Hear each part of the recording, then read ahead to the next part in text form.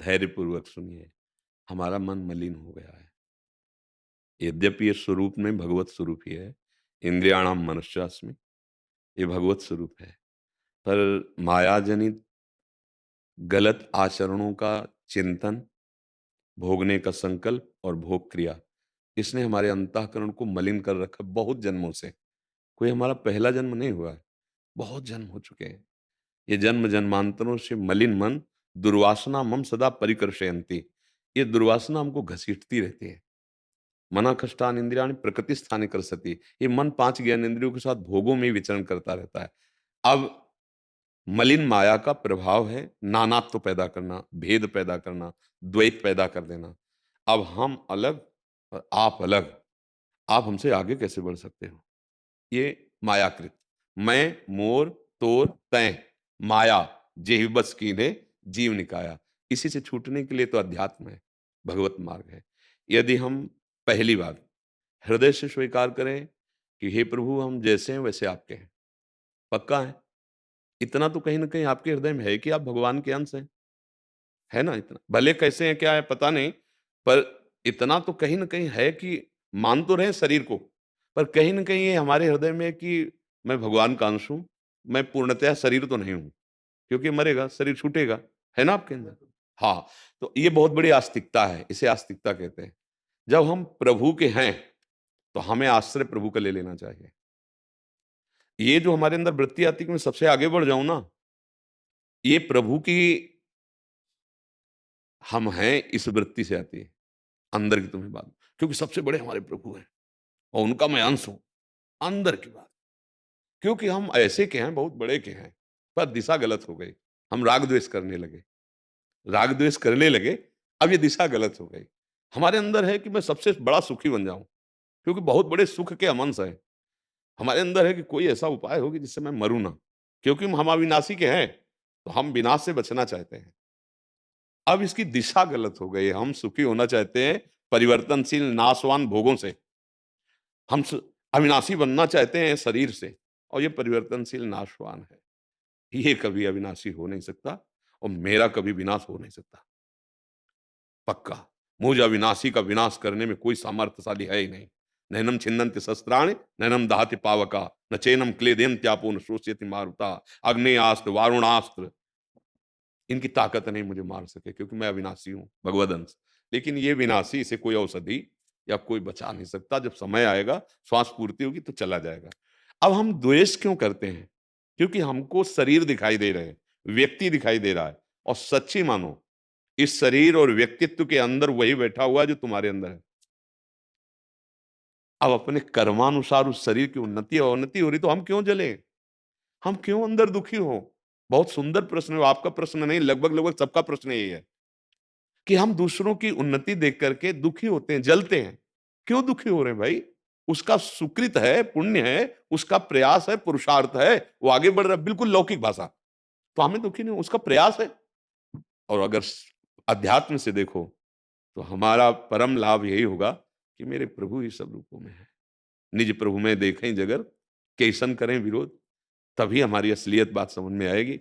जो यहाँ है, वही यहाँ है, वही यहाँ है। ये केवल माया का नाटक हो रहा है।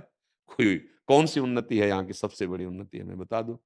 चाहे जो कुछ बना हो, अंत में ये शरीर, पद और सब कमाया हुआ वैभव यहीं छूट जाएगा। अब सत्य वस्तु क्या कमाई उसने, ये खास बात थी, उसकी तरफ तो ध्यान नहीं दिया गया। तो कुछ नहीं। वो अशित क्रियाएँ, वो शुभ क्रियाएँ, मतलब पाप और पुण्य, इन्हीं दोनों से तो भटक रहे थे, इन्हीं दोनों को लेके फिर चले जाएँगे। अब कुछ ऐसा कर लेना चाहिए कि हमारा आवागमन रुक जाए। कम से कम इतनी में तो ब्रेक लग जाए कि मनुष्य बने, अगर हमारा काम पूरा ना हो, तो हमें फिर मनुष्य शरीर मिले, साधु समागम मिले, हम ऐसे भजन, साधन करें कि संसार से मुक्त हो जाएँ। हम अपनी तरफ देखने लगें तो हमारा काम बन जाए, हम दूसरों की तरफ देखते हैं। तभी हमारा काम नहीं बन पा रहा। दूसरों के गुण देखते हैं, दूसरों के अवगुण देखते हैं, और सही पूछो तो हमारा घर खुद गंदा है। तेरे भावे जो करे, भलो बुरो संसार, नारायण तू बैठ के अपनो भवन बुहार। संतों ने ये आज्ञा करी है, यहाँ अपने हृदय रूपी भवन में ज्ञान की झाड़ू लगाओ, बहुत कूड़ा करकट जमा है। और अगर यहाँ साफ हो गया ना, तो कोई हमको मलिन दिखाई नहीं देगा। जैसे लोग कह देते हैं, अरे ये तो बहुत पापी आदमी है, आपके सामने कैसे आ गया? आपको सच्ची कहते हैं। हमें यही लगता है कि सबसे प्यारा मेरा प्रभु आया है, इसको कैसे सुखी कर दूं? क्या अब मेरे पास वाणी रूपी धन है? वही स्वागत में आपके रखते हैं कि आप इससे संशय शून्य होइए और आनंद समुद्र प्रभु की तरफ बढ़िए। हमारे लिए आप किस धर्म के हो, किस संप्रदाय के हो, आपका आचरण क्या है, आप कैसे हो, मुझे इससे मतलब नहीं। आप इसके अंदर आए, मेरे प्रभु हो, अब बोलो आपकी क्या सेवा करें? और आए हो तो निष्फल नहीं, निष्फल नहीं हो सकता आपका आना। आप जाओ, यहाँ कुछ नहीं मिलता प्रगट में। लेकिन तेरे दरबार की आली निराली शान ये देखी, सखावत खुद तेरी गलियों में चक्कर काटते देखा, फैलाया हाथ जिसने तेरे दरबार में आकर, तुझे देते नहीं देखा, मगर झोली भरी देखी। जाओ, आशीर्वाद ऐसे नहीं होता। यहाँ अगर ज्यादा होगी तो डांट भी लग जाएगी, पर जब यहाँ से बाहर जाओगे तब तुम्हें पता चलेगा कि हमें क्या मिला। अगर थोड़ा भी शुद्ध भाव करके ही तो यहाँ आया जाता है।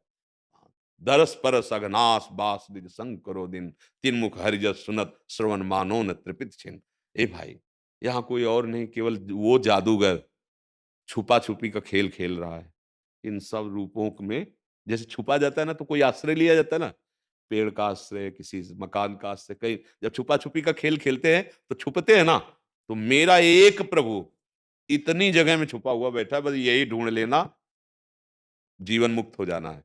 इस छुपा-छुपी खेल को हाँ, किसी सूझ वाली आँख ने पहचान की, कण-कण में झाँकी भगवान मेरा। और आप सच्ची मानो भगवान चले जाएँ तो इस शरीर को कौन मानेगा? या इस शरीर को कौन मानेगा? फूँक दिया जाएगा? नहीं फूँक दिया जाएगा। भगवान, तो हम किससे द्वेष कर रहे हैं?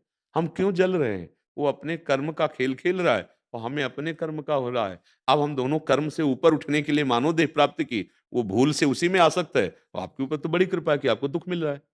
अब ये दुःख आपको यहाँ पहुँचाया और यही दुःख भगवत प्राप्ति करा देगा। अगर ये दुःख बढ़ता जाए कि यार सब छल कपट का व्यवहार है, जिधर देखो उधर स्वार्थ ही स्वार्थ है, तो यहाँ सब टिकाऊ है नहीं। ना मेरा शरीर टिकाऊ, पहले बालक था, फिर जवान हुआ, अब या बुढ़ापे की तरफ, फिर मृत्यु आ जाएगी। ऐसे सारे जगत का खेल है, तो कुछ तो सत्य वस्तु प्राप्त करनी चाहिए, वो है भगवान।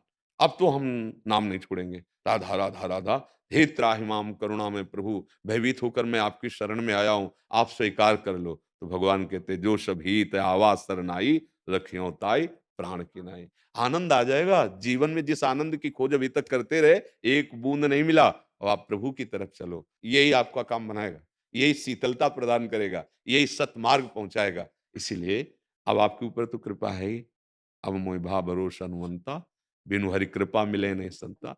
तो जहां आपका ऐसा भाव जाए कि बुरा, जलन वाला, तो वहीं एक सूत्र, प्रभु यद्यप हम देख नहीं पा रहे, पर आप हो, आपको प्रणाम, बच जाओगे। ना पाप लगेगा और ना जलन होगी, कुछ दिन होगी, और जहां मन पवित्र हुआ, फिर आनंद आने लगेगा। आनंद के लिए मानव जीवन काहे को जल। तुमसे भी ऐसे नीची जगह पर लोग हैं, जहाँ खान-पान की व्यवस्था के लिए सोचना, भगवान तो आपके ऊपर बड़ी कृपा की है। उधर देखो ना कितनी कृपा है आपके ऊपर। आप ऐसे देख कर क्यों जल रहे हो? ऐसे देखो, या फिर सबसे बड़े को देखो, तो जलन नहीं होगी। बीच वालों को मत देखो, नहीं परेशान हो जाओगे। या तो आप नीचे देखो कि तुम्हारे ऊपर कितनी कृपा है, कितने ऐसे जीव हैं शरीरधारी, अन्य योनियों में भी कितना कष्ट पा रहे हैं, तुम्हें मानव देह मिली। इसी मानव देह में कितने ऐसे हैं कि जिस व्यवस्था में आप हो, वो व्यवस्था उनको नहीं प्राप्त है, फिर भी वो सुखी है। इधर क्यों नहीं देख रहे? तो आपको लगेगा हमारे ऊपर कृपा है। आप इधर देख रहे हो तो इतने बड़े को देखो कि उससे बड़ा कोई होना नहीं चाहिए, और वो है भगवान। तो आपको जलेगा नहीं, बीच वालों को देखोगे तो जलेगा मन, क्योंकि अभी अज्ञान की धरा होती है ना। इसलिए सबसे प्रार्थना है, नाम जप करो, गंदे आचरण ना करो, कोई गंदा व्यसन मत करो, दूसरों की सेवा का भाव आ जाए, जितना बन सके दूसरों को सुख पहुंचाने का, तो निश्चित भगवान प्रसन्न